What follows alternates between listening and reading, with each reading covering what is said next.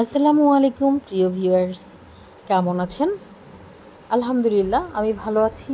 আজ আমি আরেকটি নতুন রেসিপি নিয়ে আসছি আপনাদের মাঝে। আমি আজ দারুণ মজাদার এবং সুস্বাদু ইলিশ মাছের ডিম রেসিপি শেয়ার করছি।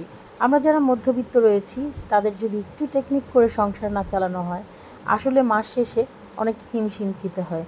হ্যাঁ, বর্তমানে আমি বাজার মূল্য নিয়ে কিছু কথা বলছি। আমি ইলিশ মাছ রান্না করতে যা যা নিয়েছি, হলুদ, মরিচ, ধনিয়া, কাঁচামরিচ, এগুলো আমি একসাথে একটু হালকা পানি দিয়ে ভিজিয়ে নিয়েছি। আর এদিকে চুলায় পেঁয়াজটাকে আমি হালকা ভেজে নেব যেন কাঁচা পেঁয়াজের গন্ধের ভাবটা চলে যায়। আর ইলিশ মাছ এবং ইলিশ মাছের ডিম যে কোনোভাবেই রান্না করলেই আসলে ভালো লাগে, মজা লাগে। অনেক বেশি যত্ন করার মনে হয় না যে প্রয়োজন হয়।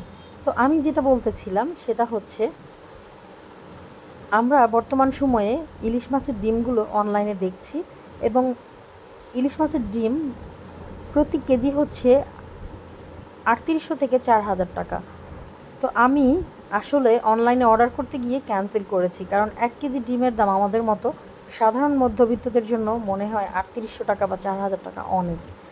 আর সেটা ভেবেই আমি বাজারে গিয়ে একটু টেকনিক অ্যাপ্লাই করে আমি ডিমওয়ালা ইলিশ মাছ ৩ কেজি কিনে সেটা থেকে আমি এখানে ৬৫০ গ্রাম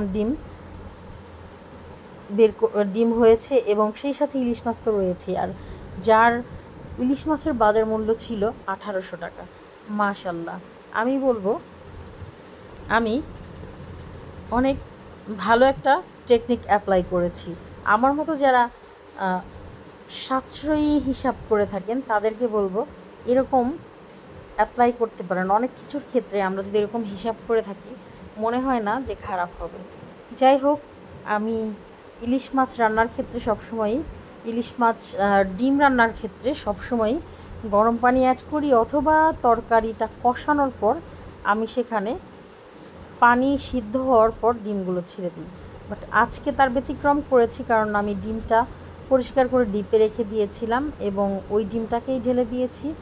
এখন গরম পানি অ্যাড করে এই ডিম রান্নাটার প্রসেসিওর এভাবেই শেষ করব আর কি। আর এইটা হচ্ছে গরম পানি দিলে ডিমগুলো খুব সুন্দর আস্তে আস্তে ভাঙে না, দেখতে খুব ভালো লাগে। ঠান্ডা পানি দিলে ডিমগুলো একটু কেমন যেন হয়ে যায়।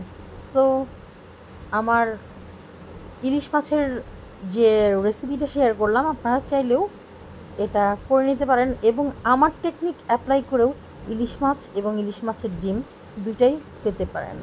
সো আশা করব আপনাদের আমার কোন টেকনিক এবং আমার রান্না কতটুকু ভালো লাগবে আমি জানি না, তবে আশা করব অবশ্যই ভালো লাগবে।